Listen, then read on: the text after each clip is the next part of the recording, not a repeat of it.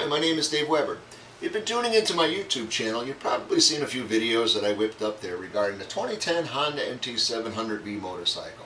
This video, however, is probably going to be the most important of them all, and it pertains to the kind of person who likes to maintain and wrench on their own motorcycle as much as they like to ride it.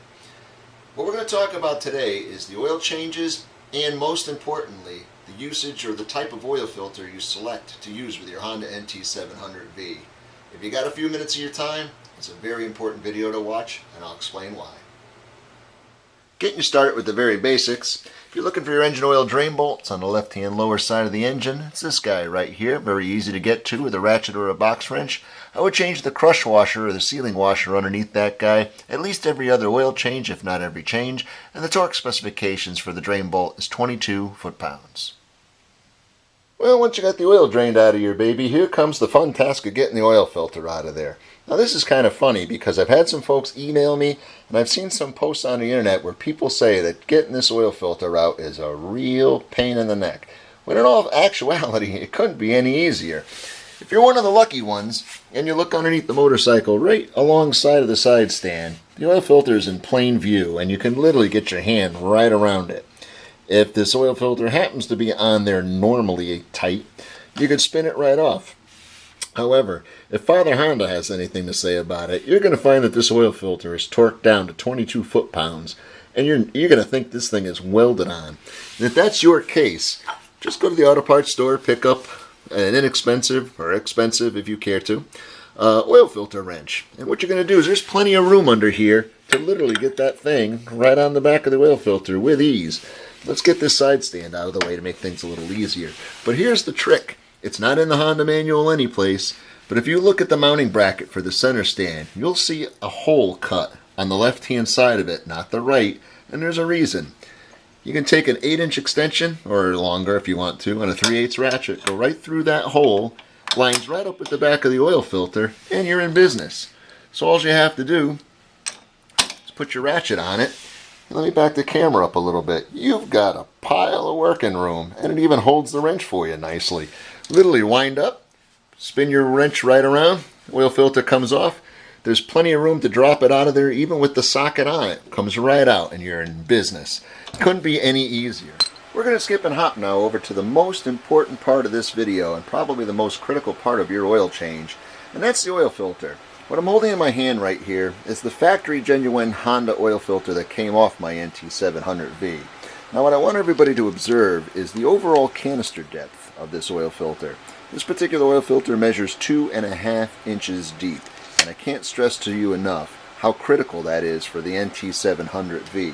For those of you who would use absolutely nothing but genuine Honda parts, and there's nothing wrong with that, you're in the clear.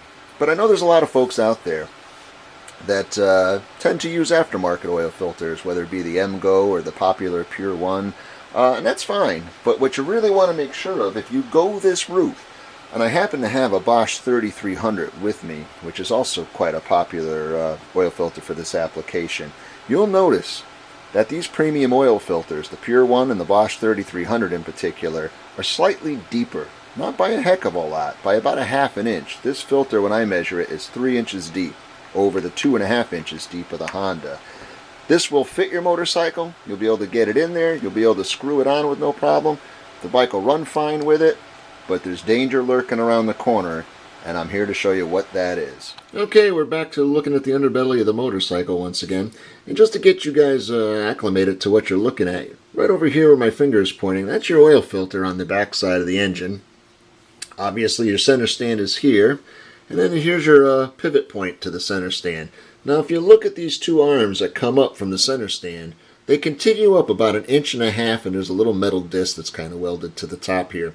And what that is the center stand stopping point. When the center stand folds down, the bike rears up on the center stand. It kind of collides with this crossmember brace of the frame and stops the center stand from going any further. Now here's the problem. Since this extends up past the pivot point, and it does on both sides, it's kind of hard to see this side because this bracket is in the way. When you take your bike down off the center stand and this extension comes swinging around, it will collide with the back of any oil filter that's deeper than 2.5 inches. And what'll happen, you'll never feel it, you'll never notice it, but this little disc that's welded to the top swings by the backside of the oil filter and slices a hole open in the backside of the filter. And that's a surprise. Well, if you're the type of person that you have to see it to believe it, right here what you're looking at is a brand new Bosch 3300 series oil filter. I stuck this on my NT700V without incident, knocked the bike off the center stand, didn't feel a thing, looked up underneath, and sure enough, the center stand swung around and indeed sliced a nice hole right into the back of the oil filter. So, raise your hand if you're wondering how I found out about all this juicy information regarding the 3-inch long oil filter on the NT700V. Well, I'll tell you. That 3300 Bosch I was showing you with the peephole in it, yep, it's mine. I did the 600-mile checkup on my NT700, and I'll admit it, I had this oil filter on the shelf left over from my previous motorcycle, which theoretically used the same filter. So I didn't see any harm in using it. They're decent quality filters. It fit with no problem, went on just fine. It started the motorcycle, checked, no leaks, everything was perfect. What I did after that was knock the bike off the center stand, which then ultimately punctured the filter, and I didn't feel a thing in the process. I backed the motorcycle out into the driveway and put it on its side stand. Now here's the clincher. Normally my protocol before a ride is to start the motorcycle and leave it out there idling while I come back to the garage and get my gloves and helmet and jacket and get all situated to go out. Meanwhile, the bike's out there idling, coming up to temperature. It's kind of good for it anyways. Thank God I didn't do that. For some weird reason, and it's probably the first time in years that I just didn't pull the trigger on that idea. I walked away from the bike, came in, got all my gear. By the time I went out, there was a 6-inch puddle of oil underneath the filter dripping out of the hole that I punctured in it. And I am thankful that it happened that way. I figured I'd make this video before somebody wasn't as lucky as I was. What really scares me is the thought of somebody maybe doing the oil change, checking for oil leaks, everything's all set, and then with the bike still running, just grabbing their helmet maybe, hopping on, knocking the bike right off the center stand and riding right down the street, unaware that this hole is blasting oil all over their back tire. And boy, you'd find out soon enough. So in either case, whether you blow your motor or fall off your motorcycle, it's just not a good thing, guys. So my recommendation, I mean, it's a $10,000 motorcycle, people. You know, you're covered at least under the warranty without question if you just use the recommended Honda OEM products, at least for a while.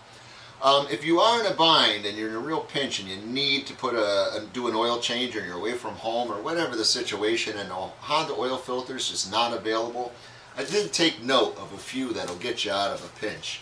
The Mobile One, part number M as in Michael 1-108, is a comparable replacement. It's actually quite a nice quality filter, and it is the 2.5 inches. The oil filter that's made for this bike by MGO, which is another decent filter, is the same depth, so you're covered. And if you're really in a pinch and you can't find a factory oil filter for your bike, there's a Walmart on practically every street corner of every block in this nation. They sell an oil filter by the name of SuperTech. The part number to that is S as in Sam, T as in Thomas, 6607. And it's actually made by Champion Filters, which makes a lot of oil filters for different applications. That filter at Walmart, believe it or not, sells for $2.89. That made me flip my lid, because I thought there's no way I'd stick, what's the thing, made out of cardboard? I wouldn't stick an oil filter under $3 on my $10,000 motorcycle. But I have to say, I've read some forums on the internet, and guys with ST1300s and everything turning well over 150,000 miles who run SuperTechs and Castrol GTX oil in their bikes since day one. So just because of that, I went out and actually bought one and cut the casing off of it. And to my surprise, it was actually built pretty well, so I wouldn't be afraid of it. But once again, I think you're safe with OEM no matter which way you look at it. So hopefully that information helps everybody out a little bit and you don't make that dreaded mistake. Enjoy the ride, and we'll catch up with you again soon.